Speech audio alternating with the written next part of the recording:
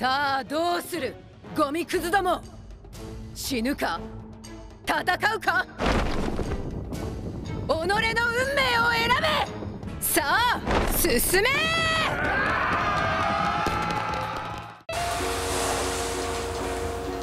Hello， 欢迎来到至高的收藏，我是橘子。今天我们要来分享的是《海贼王 POP Limited Edition》革命军东军军队长贝洛贝提。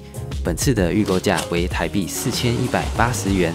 这次的底座双脚都是采用金属脚装，除了本次是双头雕的设计以外，还附上了3根香烟与一组替换的手臂与手掌，加上为了支撑贝提所扛着的革命军大旗。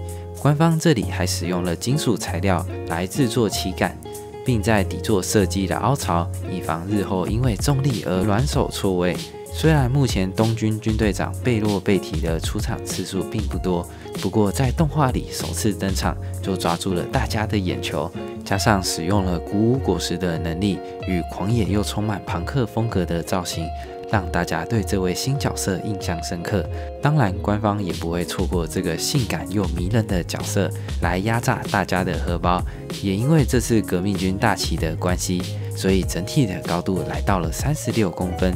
同时，为了配合旗帜的重量，所以地台的人物位置也偏向了一边。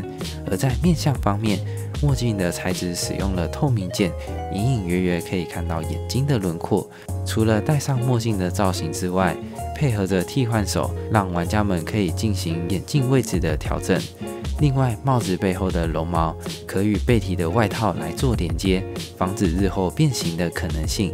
此次的服装与靴子使用了亮面的材质，看起来质感上好上许多。加上红白相间的性感长袜是使用了金属红的颜色。另外，在背面看上去，飘逸的裙子也十分的帅气。加上内里使用了紫色的涂装，还放送了绝对领域。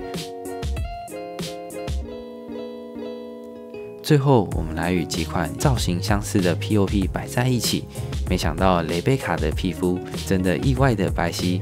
未来，我想革命军的军队长官方是否会补齐，大概是机会渺茫。没意外，大和在 POP 出现，也只是时间的问题。